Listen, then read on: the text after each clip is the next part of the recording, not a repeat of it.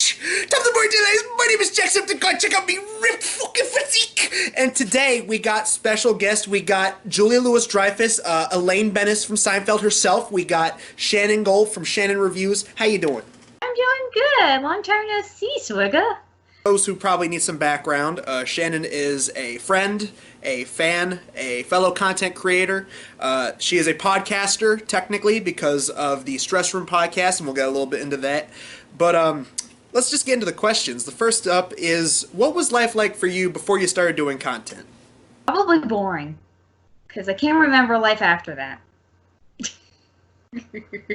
And somehow between like YouTube's algorithm or whatever, I guess because we'll probably get into the Chris Boers James Rolfe crossover, but I think due to that, everyone who watches James Rolfe, they come across my video from like 3 years ago where I went to see him at a video game con in like northern New Jersey, and it's only like 45 seconds, but the video itself has over like 2,000 views already. Hi Ashley, wish you could make it. Thanks for watching. Really some good's being done. I mean, your video's got the guy in the title and the thumbnail, and it's not clickbait, so I mean it's like, you got the views. That's some YouTubing for you right there. Life before YouTube, boring, and then what really motivated you to make your own content? You were like, I want to become a YouTuber myself. What was the inspiration for that? I had a lot of friends who did it, and so like Media Wiz, example, Nostalgia Kid, Yeah. all those guys. Critical Kid too. The guys that I'm associated with over at Toxic Dragonfly Productions, so there you go. And so all those guys, they are what got you into making your own videos. The first video was you reviewing an Edgar Allan Poe book. It was an Edgar Allan Poe short story, The Telltale Heart, and it's actually one of my favorites. And the only reason why I did it was because I was also writing a paper on it for an English class I was taking in college, and I figured, yeah, why not? I'll use that as a script. Telltale Heart is a great read if you ever feel the need to be terrified. Thank you for watching. I'm Shannon, and I just review stuff. So that was your first video, and then you decided to just make videos on whatever you wanted. It didn't depend on movies or whatever. You talked about stuff, mostly stuff you seemed to like. I mean, you talked about that one show, Knight Rider, and how'd you get into that show exactly? My late father, may he rest in peace, actually got me into the show. I was around 10, and they were showing reruns on the Sci-Fi Channel. And I'm so old, I remember when the Sci-Fi Channel was SCI-FI,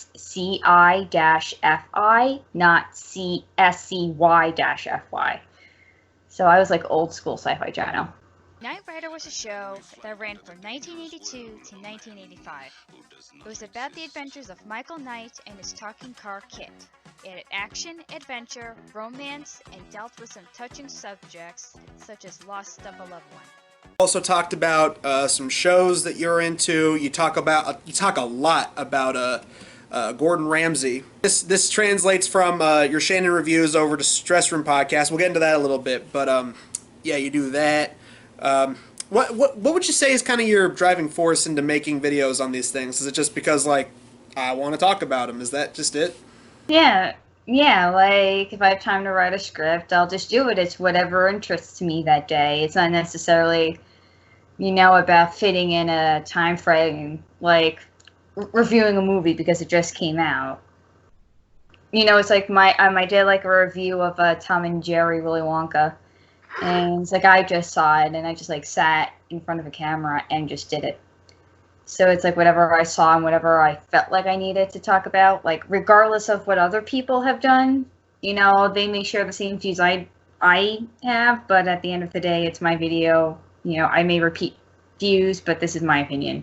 Basically, Willy Wonka and the Chocolate Factory is a classic on its own. Tom and Jerry is a classic on its own. Tom and Jerry Willy Wonka and the Chocolate Factory, however, is just one big gigantic nope.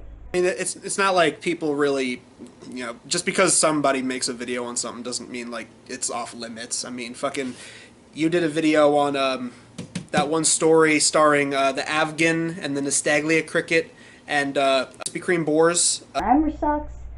The spelling is horrible.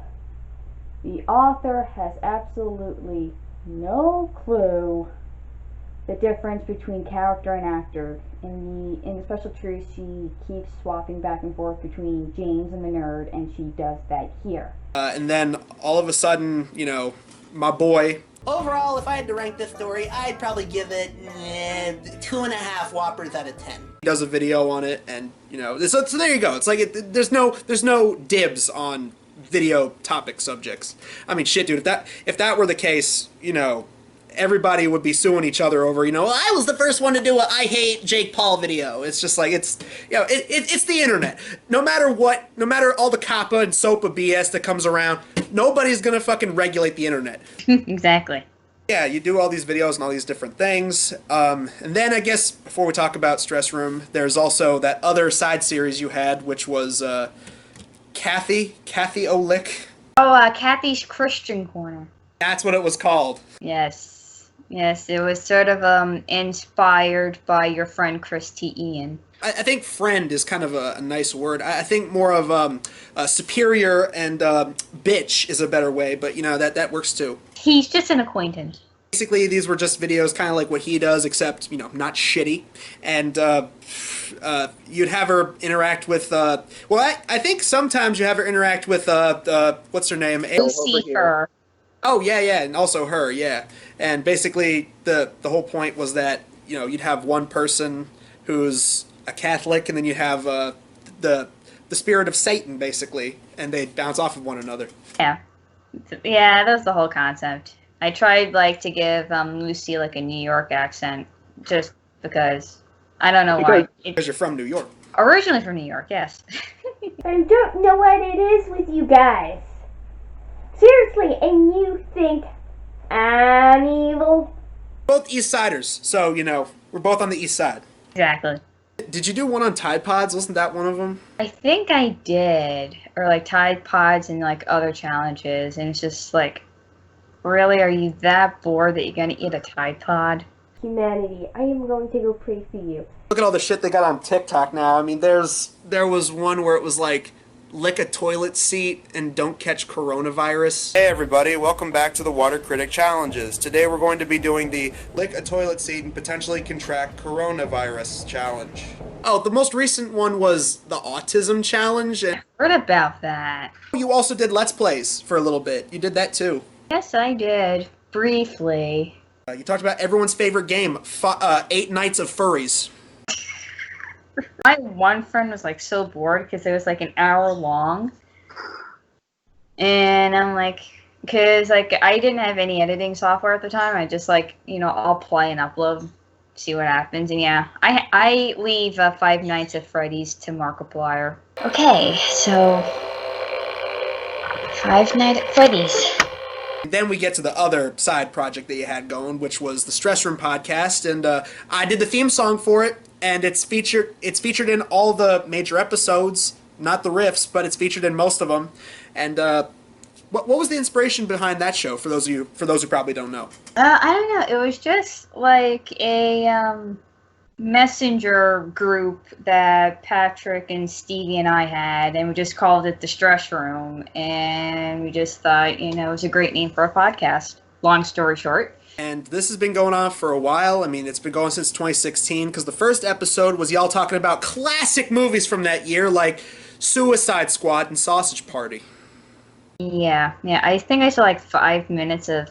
I think I said this in the podcast. I don't remember, but I saw like 5 minutes of Sausage Party on Netflix, and I was like, done. I'm not interested at all. I remember Chris saying he liked that movie, and I'm like, really? Of all fucking people, you like that movie? Yeah. And if you want to see a best of moments highlights of all the Stress Room podcasts over the years, yeah, it'll be linked in the description. It's on the second channel, and if you want to see the podcast, I think there's a playlist that'll probably be listed in the description. Shit, bang. And, That was the pussiest gun I have ever heard. oh, you're having a bad day? Did you die? Well, I got shot. Yeah, but did you die? I just yelled, "Yay!" I didn't feel happy. Like a big, stupid head.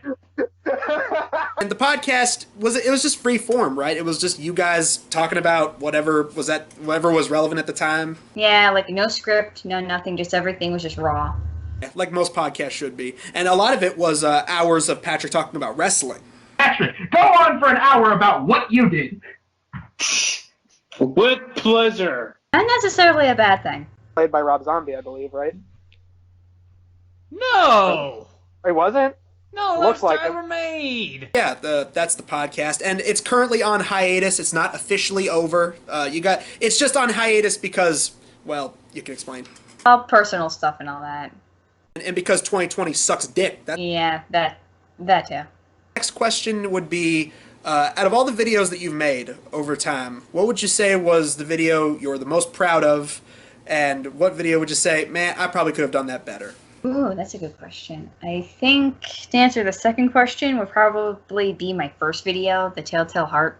I mean, like everybody says their first video that they could do better because they learned a lot more. But I think the most proud of, I think Knight Rider month, because I did that for 2 years. Which, like, I never thought I could. I did one video a week on Knight Rider for 2 years.